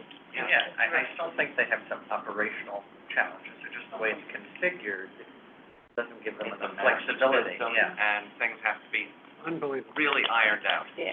because there shouldn't be a situation where there's no soap, no toilet paper, you know. It sounds like they're reactive, but they need to have some type of I should do system to inspected be at least once a year at a day. proactive with the check.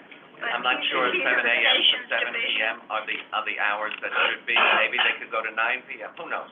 Well, one of the things they talked about yesterday, in terms of the operational efficiencies, was being able to bring the cleaners in-house, as Yeah. opposed to contract cleaners. So so I think that they're, just staffing up. Right. And when you asked that, that was a good question, so it's almost where it needs to be. Because the But last time, they had no, it was not even a union issue, there was all contract. So that was, one of the things we learned from devastation transformation was that it wasn't really, the best use of funds or the best use of people and ability to move around to where you need. we didn't ask him about car cleaning, but, which is a whole nother. Station clean. But, no, well, Well, he's a station. Yeah, manager, station so I don't think manager, cars is right. different. Lisa, don't forget the Don't station. confuse our cleaning battles. Lisa, who does he report to? Who is, what person does he report to? Vern has a question. Oh, I'm sorry. No, but don't forget these stations, bathrooms were closed until very recently. It's only, talking about it probably for 6 months since they first opened, and then they only opened 5. And then now there's, Yeah, I mean, there's still a lot of stations. They're talking about opening more. Little by little. so it's That's getting, fine. maybe that's.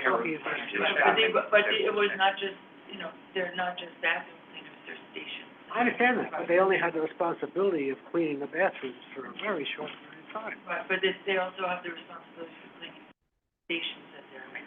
Sure. Right, so They they, wanted part of their job, which is expanded, covered employees of the MTA that didn't do it before. but the station cleaners were also contract cleaners. Station cleaners, they were not, There was a small percentage that were, employees, but they were brought in as contract cleaners. Contract cleaners Supplement. during COVID, yeah. And then there were so many people left during COVID, Yeah, that the majority were contract Contract. cleaners. yep, So then there's, yeah, yep. thank you. Well, to Staten Island. Not yet, back to you all, back to that now. Your question was, his boss is Sheila Hudson. Sheila, what is her title? I'd have to look it up, but she's super, she's really responsive, she's Yes. been terrific. What is, so she's way up there, she's like okay. Of course, he was. Station Environment Operations. That's what she's the head of. So, and who does she report to? Richard Davey. Someone else and then Rich probably. Yeah. No, there's gotta be someone between her and Richard Davis. There is somebody between them. Someone else and then. Forget. Oh, Demetrius. Oh, Demetrius. Maybe. Yeah. Can I go ahead and answer my question? What the hell am I supposed to do after 7 p.m.? That's why I asked them, you didn't answer the question. No, hold it, What the hell am I supposed to do after 7 p.m.? I think that, I don't know that there's that answer for everybody. I'm sorry, this is a I- 24-hour system, No, and you're telling me, that's why Andrew just said maybe that's something that we need to Yeah. explore. I think 7 PM may be too early. For sure. And this wouldn't be his unit's decision. No, Right. it It wouldn't. wouldn't be Right, so his it goes, It wouldn't. otherwise we could shut the system. If I could add Before we get to old and new business, Lisa, do you have a staffing update of any sort? Yes, hold on one second, I'm just reading, yes, well, we have been hard at work interviewing candidates for our associate director position. We're hoping to bring back several for, round 2 with our, executive leadership. How many people are we talking about you've interviewed? We got, many more applicants than we did last time. We changed the job description so that it would be, double the years of experience and expanded the requirements, to make it a more encompassing and robust position that's better reflective of the work that we do and the work that you've asked us to do. So, Is that a higher hay point? higher hay point, higher dollar. point. Robust is a wonderful wonderful word to use and describe. So we are, we'll bring back probably 3 candidates for a second interview.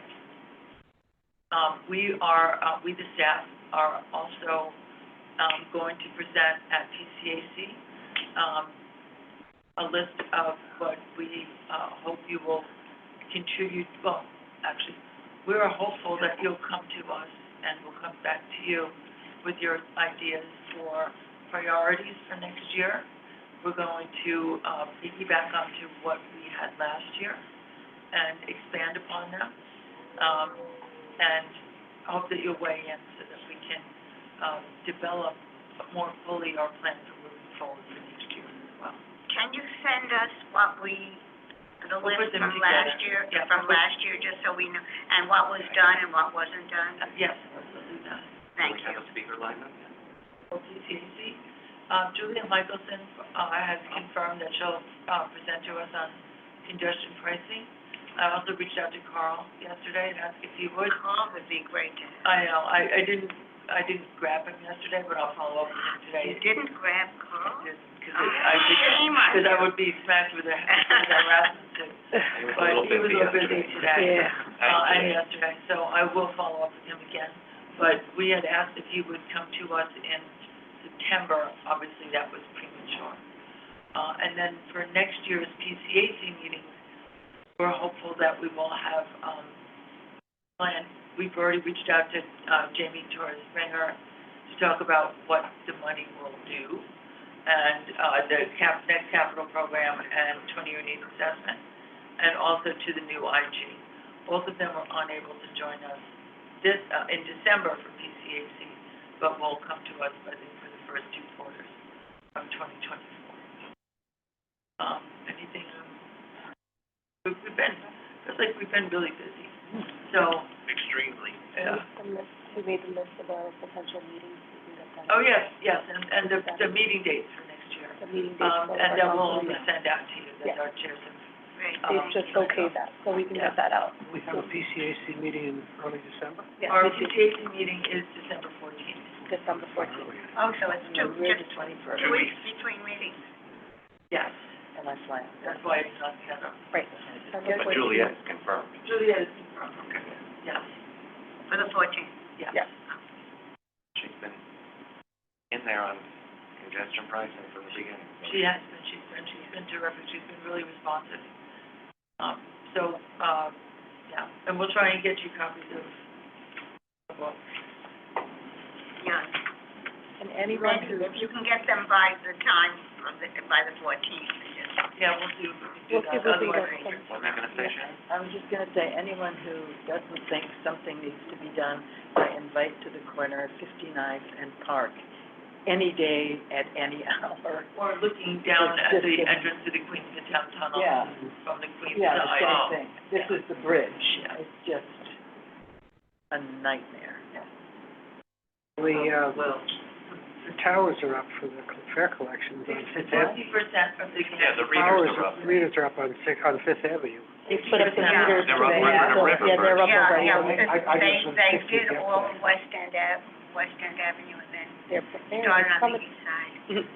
Like the day after they, Yeah, turn them on. I mean, they had to bring it down for the Macy's Thanksgiving Day Parade on Central Park West, so they put it right back up. Yeah. Just like the traffic lights, so. Yeah. Yeah, the one question I still have to know is, when it comes next year's Thanksgiving Day Parade, how's the balloons gonna go through now? They're gonna take them down and put them up, just like the traffic No, lights. just, they did that this year. They charge them. Yeah, they can swivel the traffic. They like, they Or they'll do that with the Ganges too. No, Chris, they did that for this year's parade. No, I know, because but not they were activated yet, but I'm just saying the Balloons future. are free. Balloons They are can free. still just. Folks, can we move to old and new business? Old business. Go ahead, Yeah. George. So thank you, Jessica, for updating those September minutes. Sure. But with that babble, okay, it brings up a related issue, an equity issue. So, and I think I'm pretty up to date on my reading, but I didn't know something. So I didn't know that they have a paper, single ride, Omni card. And never knew that they would. I didn't either. Right. I do. So, A single ride paper Omni? correct. Yeah. And He's just handing these out. No, this is something else, but this is also interesting too, and I think we should tout what Chris is saying on our website too, that the dollar introductory offer. Thank you. For your permanent card, but let's say you wanted a single ride. So if you go to the machine, and I went to the one right here at, Bowling Green, which was immaculate, by the way, so I can tell Carl.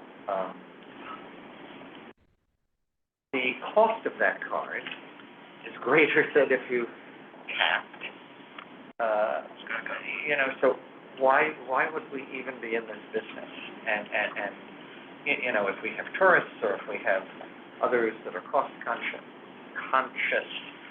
why do we even have From the machines only, of course, that's why. And the machines are just being introduced now. No, yeah, this is a good thing, but I'm saying, why still have this concept of a paper card? And then the way it's priced, you know, Do you have it with you? no. No, but here, but It was- I This is called one ride, 'cause I know, I didn't buy it today. Oh, how much does the paper card cost? It's a little more than, $2.90. so why would anybody, No, so but, why would anybody want to do this? it costs more than that. This That's- is advertising No, that's the for other- regular I have cars. brought this It has up. nothing to do with No, that's the other card, This Judy. is a good That thing. was No, but, $5. excuse me, then, wait a minute. This says you can you can load it up. Yep. The ones that you buy in the drugstores, and it was in CVS, this. You we can were load gonna those do up this. too. That's yeah, what those this are the is. ones. I understand, but that is still, this says that it's a new introductory rate. At the For a machine. dollar. You buy it in the machine. But, Better than the $5 rate. why have one price in the machine and $5, you know, a $4 difference if we're selling them in the drugstore? So I bought I mean, one, to get I people bought to one use at the them. drugstore because I was going to, the air train. Yeah. And I just needed to have one because I'm not waiting on those crazy lines. Right. Yeah. The And convenience. it is, and they had just come out with the $1, but there are not enough machines. But they would have to take every card out of every store and replace them all and reprint them. And that would have cost more I than know, it would but have. do you realize what you're doing to the riding But it public says, by, so when you buy one of these Omni cards, it says outside, cost of card $5. Loading must be more than $1. no, I understand that, but they'd have to this, reprint what everything. Chris just handed me, or when the meeting started, Like a is that promotion. the card that you would buy to then load costs $5 in the drugstore, and costs $1 if you buy it in the machine. Yeah. It's a promotion right now. Yeah, it's a promotion right now. They're They're trying just to a get sale. people to Right. get people They're to trying to get people to go use the Omni machine, buy the card. CVS, and then I saw it for $1, it would really piss me off. Right, you'll be able to, but that's. The purpose of this is machine familiarization, since they're rolling out the machine. How many stations are these machines in now? 12? They're, Very right. few, but they're trying to get you to be Even familiar. fewer. But it doesn't say how long the introductory period is. It does not. But again, like I Lasts said, forever. like, I think this group should look at the different fair costs, fair media costs. FAIR or AIR? FA. FARE. Both. The fair fare. FARE, Right, it's a both. fair Fair fare. media, yeah. Just, you know, I think we need to weigh in on that, and maybe it's ridiculous to have this concept of a paper, you know, maybe the thinking was that someone doesn't have a credit card, but then if you have to have it, why is it greater We'll than go take a look and see what May it costs.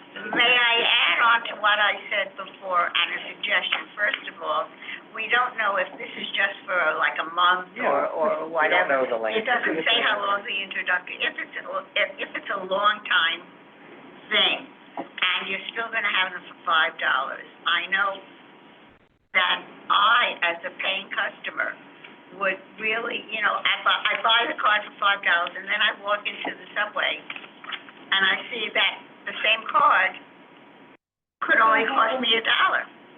So get it now while it's on sale from the subway instead of Yeah, but getting. I don't know that it is until I go into the subway, unless we're promoting. It's being promoted in a lot of That's places. what this is. Yeah. Well, maybe they could do something without recalling all the cards That for would them. be amazing. And They're not gonna recall. No, allow me to finish. I used to do marketing for the MTA, okay? And I'm telling you that in order to make the riding public a little happier, if that every store that has this, they could just send a little something that it's up to the store to put on their counter or on the thing where the cards are, saying, in the subway, special introductory offer or something, so that people will know if they want to go, not spend $5, but only spend $1. To some people, But there's $4 is a not lot of everywhere money. yet. It's not everywhere. Far There's a from it. machine in 8 my stations. store, in my station, but it's not It's turned in on. 8 I out have of no 472 stations right now. Where it's gonna, when I, it's gonna I be still turned on. think that there should be some notification when you spend Hunting how many $5 cars that you can get it for $1. Actually, what they should have is an update on their website as to what stations now have Omni vending machines that you could check. And that way you could go to, there's one closest to you, or if you know you're gonna be somewhere, and pick one up there and spend $1 instead of $5. Jason? If I could, pick up from Stuart and Trudy, I've been suggesting this since Al portrayed. Why not have, when we register the card, if we buy it, for example, in CVS and Rainme or in the check cashing place, that could be converted into fair value. Absolutely, and that was something they said that they were looking at. Because, They're still looking at it. They said they were gonna consider it. SEPTA has it, Yeah. Chicago, they have in Chicago. Chicago They said they too. were looking at it. and why not us? Because they have to, that's a conversation to have with Cubic, and Cubic has not been responsive. Cubic has never been responsive from when they put in the token machine, going way back. And Cubic is delaying some Omni, technology too, Especially unfortunately. reduced fare and accessorize. That's Yep. probably why they didn't put a timeline. By the way, Kara just showed me something on the MTA's website. There are 6 stations from this that have Omni vending machines now. 6 out of 472. So we have 3 Well, minutes also, left. Andrew, I wanna add, We do. Yeah, I mean, you see, But if he the picks up, customers don't have much choice. 157 on here. well, that's all. I have 154. That's at 154, okay. You see? One of the stations. Andrew? Yes, Chris. There's one thing, reason why we said 8, because Atlantic has 2 locations. So you gotta realize, yes, there may be 6 stations, but, There are 8 The machines. Pacific Street sign. Yes. thank you, and the Barclay has one. So, Yep, just for the record, There's 2 in that station. that's what, Yeah. yeah. Well, that's a question. yes, Yeah. Andrew. Quick question also, this thing with the Omni, which is supposed to be quote unquote coming, for lack of a better word, but on offers, we don't have to constantly get cards. Yeah. And one thing that is seemingly to have been somewhat successful with the Metro cards especially, is these special limited edition cards. How, which seems to be a good, good quote unquote money raiser, when it's illegal and everything. How, how is that gonna, integrate into the, because it seems to be sort of to lose something that is good in that regard. In other words, Advertising. will there be collector Omni cards that, like, I would be a bit surprised, to be quite honest, and you'll pay a premium for them? Yeah, I mean, Like we license just plan that whole money. I mean, also, it's good. Let's get the Omni system. Because it's hard and everything, and No, that would be cool, there should be kids Omni cards. People don't wanna pay $5. What would be really great- They're gonna pay $5 for a limited edition. What would be really great is if every transit system has a tap system and your card, if you put enough money on it, you go to Philadelphia, you wanna use it on SEPTA, you can use it there. You wanna go to Chicago, use it on Good CTA. luck. Actually, there is, Tap and Andrew, go. it's Tap just and called the go. Amtrak credit Zero card, dollars. which technically does work, 'cause That's a credit, well, any credit card will Yeah. work, of course. yeah, but I'm saying Doesn't Amtrak have to be does have that. Amtrak. But Andrew, can I ask the Omni part, because it should be on the record that, since I'm on accessibility Omni tester, I have tested all those vending machines.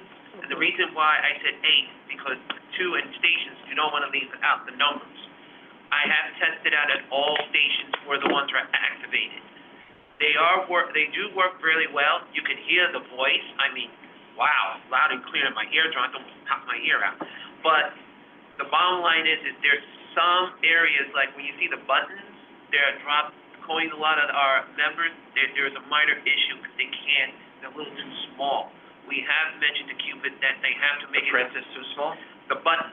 The buttons are The too buttons, small. and Four you, buttons, Out here. they're a little too small, and where they're not sticking out a little bit, it is a little difficult. What did Q say? Q and the team are bringing that up to the company, and they are gonna be maybe upgrading it a little more. Buttons on the Omni vending machine? Yes. It's not touchscreen? They better do that early Some of them because have trouble touching the they're screen, probably made and just they- waiting to be they- distributed. They're just asking, this is ACTA, for the record, I didn't have an issue with it, but that's just me. But the rest of the ACTA members, Okay, a little, thanks, have good to know. some, put some in. Thank Oh, you. and also, I wanted to add very quickly, Andrew, there's a machine at 42nd Street, Bryant Park, on the 42nd and 6th Avenue entrance, but it's not active as of yet. Yeah, in Vernon Jackson too. Yeah, no, I know that there's some waiting to be activated, that I do know. Mr. X? Current whole business, as you know, we have many stations that are wheelchair accessible.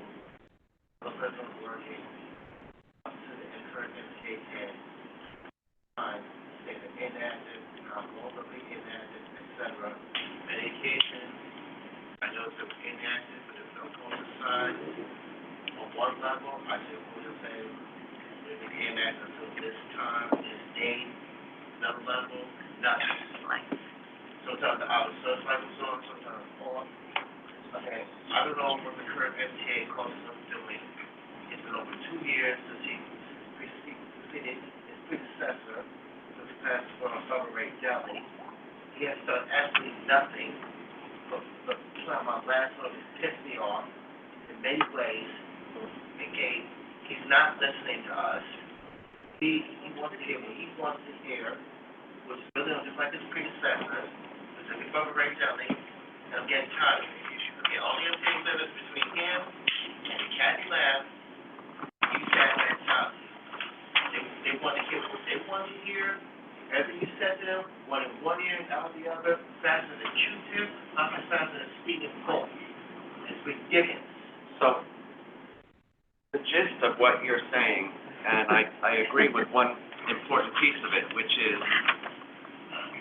every station, if you don't have access to a smartphone or the internet for some reason, every station should have an LCD on it at its entrance, and some of them do. I've seen them on various stations, telling you the status. Elevator is not operating, or machine is not working, or escalator is. Every station should have signage on it for those that don't have smartphone access or other access. On the street level. So that, yes, on the street And level. the platform as well. I have seen signs at Broadway and 86 and 86 in Lexington, for instance, that say, next train in, such and such is delayed. So they're giving you train We're on status, 86 but they in should be giving you Lexington. escalator and elevator status as well, No, for but- sure. Well, are you talking about inside the station No, or out? outside on the Where street. on 86 in Lexington on the street? I have never seen that, and I use Above it the all the entrance, time. there's an electronic sign there. Okay, I'm gonna, when I get home today, I'm gonna have to look. Several Because stations in. as of yesterday, or 2 days ago, it was not there. No, I think Or is it one of these it's a good disappearing point. signs that I talked about before, that it's there for a minute and then there's something else? Folks, I'm sorry, but we have to vacate the room now. Thank you all, Give me Motion to adjourn? and we'll Motion see to you at adjourn. PCAC in a couple of weeks. Okay. Nice seeing everybody. Take care. Aye. Bye.